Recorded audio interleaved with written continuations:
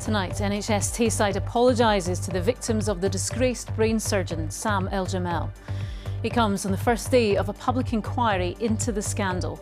Former patients are demanding access to compensation. This is our 9th protest. Understandably and quite rightly, the patients want to apply for personal injury. However, they're faced with a 3-year time limit. Also on tonight's programme, 4 men are jailed for murdering a man as he dropped off his girlfriend outside her house. Later in the programme in Port Glasgow. I know you're looking for somebody to award it to. We have a bin sitting here. We're quite happy to place it in the bin for you. The Carbuncle Award, given to Scotland's most dismal town, is roundly rejected by locals. Coming up in tonight's sport, we speak to Robert McIntyre as he prepares to tee off at his final tournament before joining up with Team Europe for the Ryder Cup. And Lewis Capaldi is back. We will be at Aberdeen's P&J Arena on the first night of his comeback tour. Hello, I'm Laura Miller. This is Reporting Scotland.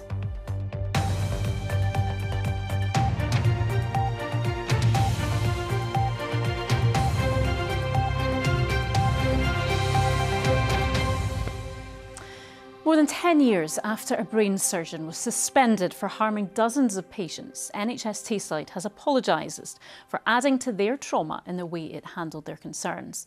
Sam Eljamel left some with life-changing injuries, and his work as head of neurosurgery at Dundee's Ninewells Hospital is the focus of a public inquiry which formally began today. Louise Cowie reports. These are just a handful of disgraced brain surgeon Sam Eljamel's former patients. Over almost 2 decades, he harmed dozens of people, leaving some with life-changing injuries. They're now calling for the time limit for compensation for medical negligence to be lifted. Yet again, the patients are having to resort to protesting. This is our 9th protest. Understandably and quite rightly, the patients want to apply for personal injury. However, they're faced with a 3-year time bar, and the Scottish Government are refusing to remove on that. Instead, what they're doing is leading patients up the garden path into a legal cul-de-sac.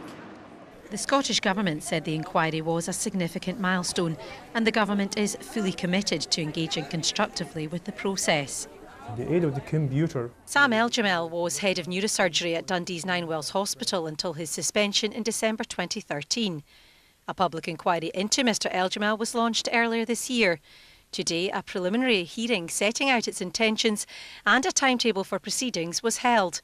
Hearings looking at Eljamel's career trajectory and NHS Tayside's document management will begin in February. Patients will give their evidence in the spring, including their experiences of substandard care and complaints processes. NHS Tayside today issued an apology saying, "We know that many people have experienced considerable distress as patients of Mr Eljamel, and we understand that in many cases we have added to that trauma in the way that we have handled ongoing complaints and concerns." Sam Eljamel is believed to be working in Libya. Today's hearing was told that attempts have been made to contact Mr Eljamel and that the inquiry will continue to use what avenues are available to it to contact him. Louise Cowie, Reporting Scotland, Dundee.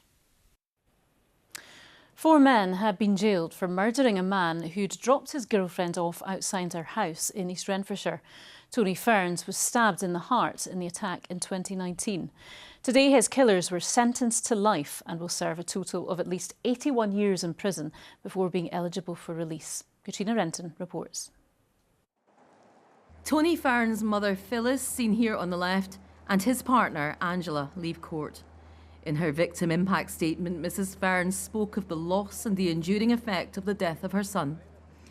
Tony Ferns was 33 years old.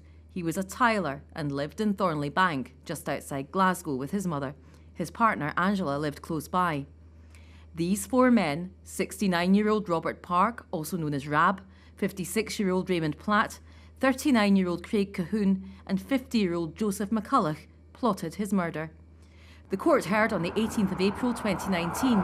Tony Ferns went to pick up Angela from her work, as he usually did, leaving the house just before 10 at night. But on the night he died, Tony Ferns was being watched. After he dropped Angela off down at the bottom of the road here, she saw a man at Tony's car. She then heard Tony's car screech away and he shouted, "Angie, I've been stabbed." He managed to drive the very short distance to his mother's house on this street where he made it to the front door. His mum dialed 999. Angela arrived and she said Tony collapsed in her arms. She said you could see that life was draining from him. He never recovered. He died from a stab wound to his heart. It emerged that Tony Ferns had a feud with Rab Park. Tony's brother Mark, who was registered blind, was seriously injured in a car collision in 2012. Tony believed that Park was in some way responsible for the injuries Mark suffered.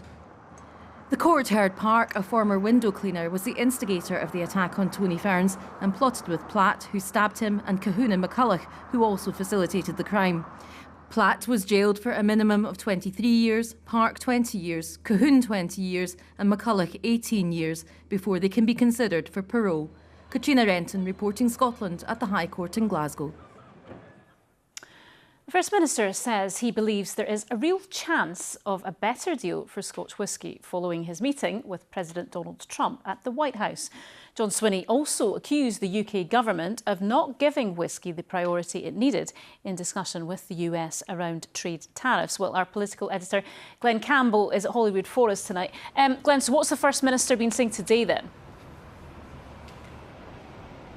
Well, as you mentioned, he seems to think there is a real chance of improving the trade terms for Scotch whisky entering the US market, at least in part because of his own interventions and not least the 50 minutes he spent in the Oval Office in face-to-face talks with President Trump on Tuesday. He's also contrasted the position now with that of the position in July when President Trump came to Scotland to visit his golf resorts. You may remember the President appearing alongside Sir Keir Starmer at the Turnberry Resort, and when asked about whisky, President Trump said he didn't realise there was an issue but agreed to talk further. Now, John Swinney is arguing that the position then was as a result of the UK government not pushing hard enough. I just think whisky wasn't getting the priority that it needs. So I think that's all I need to say about it. But I sorted that out over the summer and it's now got the attention that it needs and it's in active scope and consideration. So Glenn, what does John Swinney want to see happen now? Well, he thinks he's done his bit and that it's now for the UK government's negotiators, because they are responsible for trade deals, to bring home a deal for Scotch whisky, ideally in time for the President's second state visit to the UK next week.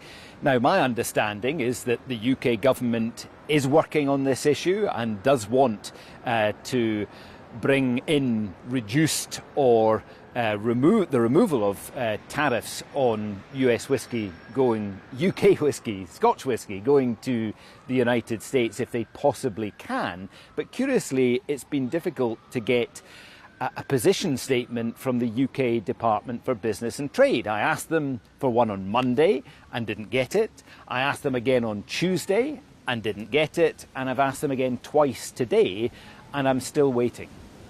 OK, Glenn at Hollywood, thank you. A brick has been thrown through the window of a hotel in Falkirk, which is housing some asylum seekers. The incident happened at the Cladden Hotel in the early hours of yesterday morning. The First Minister says he is appalled and described the incident as absolutely despicable. Police are investigating.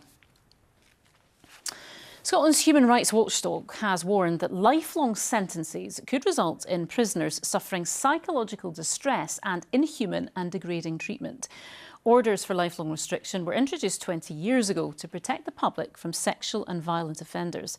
Prisoners can only be released if the parole board decides it's safe to do so, and the vast majority are still in jail.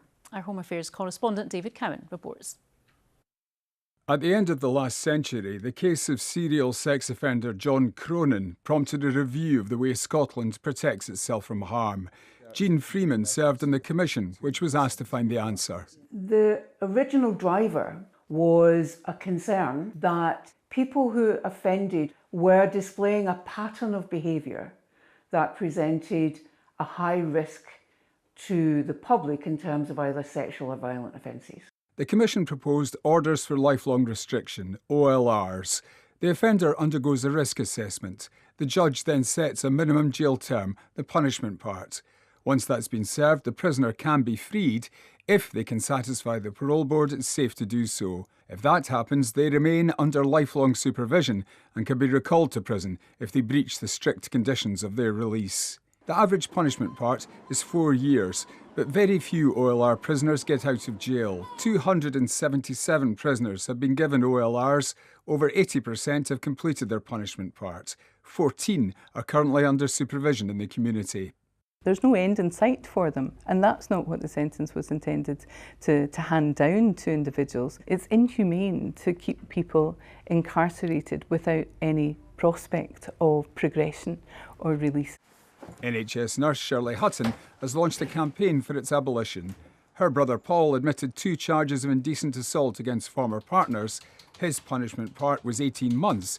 He's still in prison, almost 16 years later. He goes through cycles where he feels just utter despair, and it's very hard for us to know how to comfort him in that respect, because it is a hopeless situation. How do you keep somebody hopeful when there is no hope? But every day there are people being released who have committed far more violent, serious offences. Based in Paisley, the Risk Management Authority plays a central role in operating OLRs.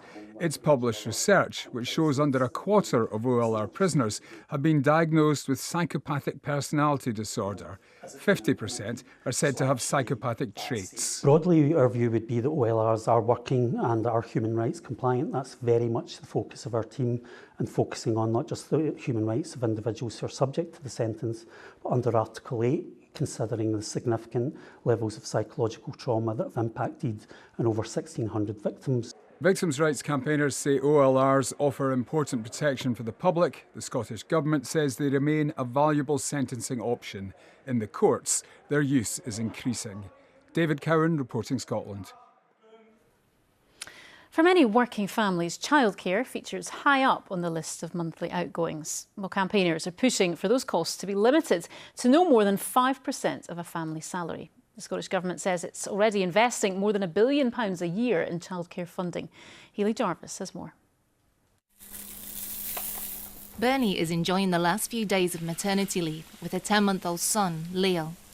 She's keen to return to her career in the charity sector, even though she will be financially worse off when she goes back to work. With her eldest son already in nursery full-time, she will be paying out 3/4 of her salary in childcare fees. Over the next 12 months, we're going to be spending over £21,000 on nursery. And that's more than my car cost, that's more than our house deposit was. That is just a huge, enormous amount of money to us. And to anyone, I think that's quite shocking to anyone when you actually work it out. Bernie isn't the only parent struggling with childcare. The charity, Pregnant Then Screwed, have set up this pop-up nursery outside the Scottish Parliament to call on ministers to do more to help families. I'm looking for childcare, and it's very hard to find anything that is affordable. Basically, at the moment, I can't go back to work full-time because I can't afford it, and I think it's outrageous. You know, women are basically being cut out of the workforce. The charity is proposing a new way of funding childcare, which would see families pay no more than 5% of their income towards costs. The main issue that we hear about is cost. Parents simply cannot afford to put their child into nursery.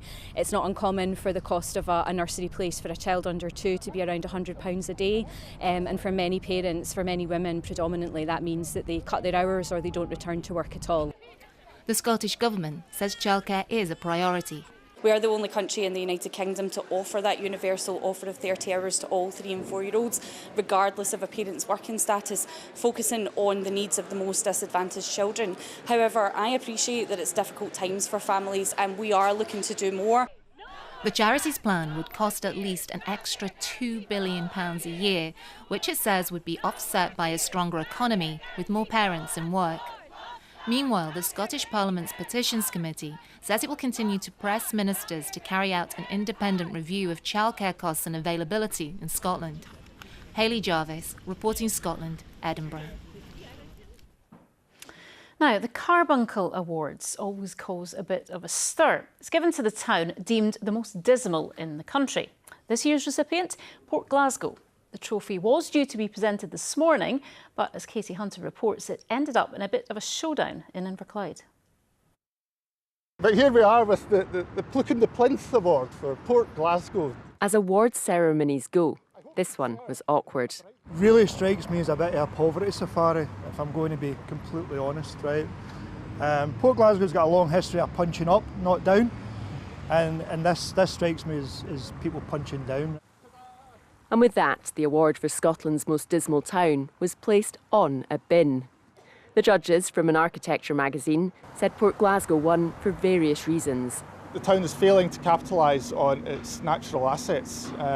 It's surrounded by regional park, it's a waterfront setting with the Firth of Clyde. The town isn't capitalising on that. It's turned its back on the waterfront with the dual carriageway, with the retail park. Port Glasgow's supporters point to its castle, its setting and its people as reasons to be positive. Nobody's accepted the award, and I think he'll struggle to find somebody in Port Glasgow that will accept the award. I think the best place for the award is where it ended up, which was sitting now on top of a bin. I'd have preferred if we put it in the bin so that no other town gets it. Well, the optimism here in Port Glasgow is very evident. Port Glasgow is well known for its shipbuilding heritage, but like other towns, has suffered from industrial decline. The Carbuncle judges said it was a town built from great bones, but recent investment had been haphazard and misdirected. People living and visiting Port Glasgow had varied views on it. It's a bomb site, I already said that, but it is. I think council need to put more money into it. I moved here 50 years ago to Paisley. Didn't like it for 2 weeks and then I loved it. Great town, great people. I think Port Glasgow has a very good shopping bit over at the retail park, but this part of the town's a bit dismal, I would say. The Carbuncle Award is divisive. The people behind it say it should act as a call to action, so towns like this one can fulfil their potential. But critics say it picks on communities struggling with poverty while serving no positive purpose. Totally undeserved, and I would have really appreciated if the people who present this award would have come and spoke to us beforehand before they presented it, because we just don't recognise what they have said in their award. The award didn't end up in the bin, even if some people here think it's rubbish. Katie Hunter reporting Scotland, Port Glasgow. Controversial as ever. No controversy in the sports tonight, is there, Sheila? No, it's all about the golf. Wet and windy at Wentworth today, but it's not long to the Ryder Cup. Hello there. Yes, we're going to start with the golf, and some of the world's best players are in Surrey for the last big event before this month's Ryder Cup, the PGA Championship.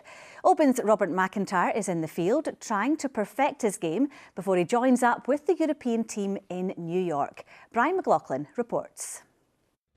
This is Wentworth, the venue for the flagship event on the European Tour and the final competitive tournament before Europe's Ryder Cup players head across the pond to take on the USA. Amongst them, Robert McIntyre, the 29-year-old from Oban, who says he has more to come in terms of improvement in his game.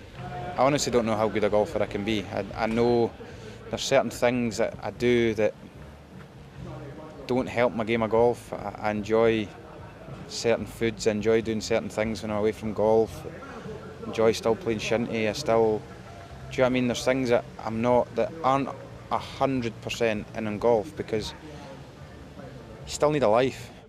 It's McIntyre's form this season that has forced his way into the European team. A second place finish at the US Open was followed up by another top 10 placing at the Open Championship at Portrush. That has taken him to number 9 in the world. But one thing so far is missing. It has been a great year. The only thing I've not done is win. I've done a lot of things this year that I feel like I've progressed massively in the game of golf. One of my main goals this year was to really compete in a major. I feel like I competed in 3 of them. Statistically, I'm just getting better. So that's all. As a golfer, we can just ask for just that little bit better every year. 2 years ago, after the success in Rome, Rory McIlroy said the toughest thing to do in golf was win an away Ryder Cup. But that is the plan, and one Robert McIntyre is certainly buying into. For me, going into this one, I feel far more comfortable. I feel far more comfortable in and the people and the team, the players, the staff. I know them far better. I know them on a personal note way more than I did then, and I just can't wait to get there and give it our best and try and keep that Ryder Cup in Europe. There may still be 2 weeks to go, but we are very much in Ryder Cup season. But for Bob McIntyre, for this week anyway, it's all about becoming the PGA champion. Brian McLaughlin for Reporting Scotland at Wentworth. Well, McIntyre wasn't the only Scottish sporting star battling the elements at Wentworth today. Finn Russell, fresh from a victorious tour of Australia with the British and Irish Lions, was playing in the Pro-Am. He won't thank us for showing this missed putt. And there was a return to Wentworth for Andy Murray, a golf fanatic who's hardly been off the course since hanging up his tennis racket. The former US Open champion will be tuned in to the Ryder Cup and knows what it's like to face a hostile crowd in New York. Nice putt at the 18th here, Andy. I quite enjoyed playing in away Davis Cup ties and things, because it's special. It's like a different atmosphere. It's not like that every single week on I'm sure on the PGA and European tours. It's not the same crowd as you're going to get in Ryder Cup. So, he seems like he'll probably quite enjoy it, and they're all expecting it. It's not like it's going to be something that it comes out the blue. They know it's going to be an intense atmosphere, and so long as the team all stick together, I'm sure they'll do well. Now some football news, and Rangers have been handed a suspended ban on selling tickets to away supporters for a UEFA match after the club supporters let off fireworks during their Champions League qualifier in Belgium against Club Brugge. The Ibrox side have also been fined €20,000 for the incident. The one-match ban is suspended for 2 years. Rangers are also serving a suspended partial stadium closure for crowd behaviour at a European game last season. The inaugural Europa Cup gets underway tonight with both Hibernian and Glasgow City involved in first-round qualifiers. City are at home to Irish side Athlone Town, while SWPL champions Hibs are in Italy to play Inter Milan. The Edinburgh side, like City, dropped into the newly established competition after finishing third in their Champions League qualifying group. But they believe they've learned a lot from those fixtures. We know it's going to be an extremely tough game. Obviously, they've got that name, Inter Milan, everyone knows the name. So we know it's going to be a tough game. It's good to have had that experience out in Cyprus against top opposition. The first game especially was really difficult, and something we've probably not experienced before with quite a young group. So we know again it's going to be tough. Maybe even slightly harder opposition despite it being the Europa Cup, but we've had that experience now, so we kind of know the level we need to be at. And you can watch that on the BBC Sports Scotland website. Kick-off at 7 o'clock, Laura. Good stuff, thank you, Sheila. Now there is much excitement tonight because it has been more than 2 years since this man last delighted fans on stage in Scotland. But tonight, Lewis Capaldi is doing so once again, kicking off the Scottish leg of his tour in Aberdeen. He stepped back from the spotlight in 2023 following his diagnosis with Tourette's syndrome, but made his return to the stage at Glastonbury in the summer. Well, our reporter Rebecca Curran is at Aberdeen's P&G Live Arena for us this evening, where excitement is building, Rebecca. Oh, absolutely, Laura. Fans have been flocking here all afternoon, maybe hoping to catch an early glimpse of the man himself, but we haven't spotted him quite yet. But around 20,000 people are expected here over the next 2 days, all desperate to see Lewis Capaldi back on stage and doing what he does best. His comeback started earlier this summer at Glastonbury, which was a huge moment for him because, of course, that was the last place he performed before he stepped out of the spotlight to focus on his health. And he's always received a warm welcome here. He set a record here in 2023 for the largest indoor Scottish audience, and then there was that gig just a few days before the first COVID lockdown, which ended up being the last major event before the entire country shut down. So there's a lot of history here, and the fans that I spoke to this afternoon just cannot wait to see him back. I think this is his extra date, so when I heard there was an extra date, I was like, I've got to get tickets, So yeah, very, very excited. I can't wait. I'm buzzing to see him. Have you seen Lewis Capaldi before? No, I've actually no. I've seen him briefly in the crowd at a Paul and Nutini concert in the Hydro, but no. That's not great to see. No, I've not met him myself personally, but I'm looking forward to it. We're good. Very excited. I feel like waiting forever for this. What is it you love about Lewis Capaldi? Oh, he just gets you right in the heart. Every song.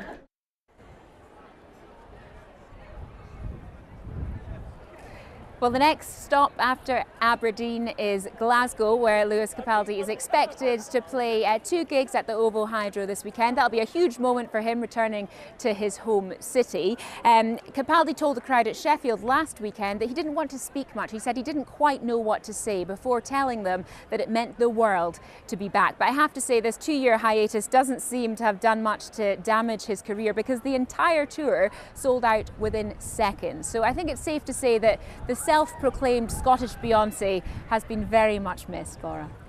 Yeah, I'm sure they'll get quite the welcome there tonight. Thank you, Rebecca.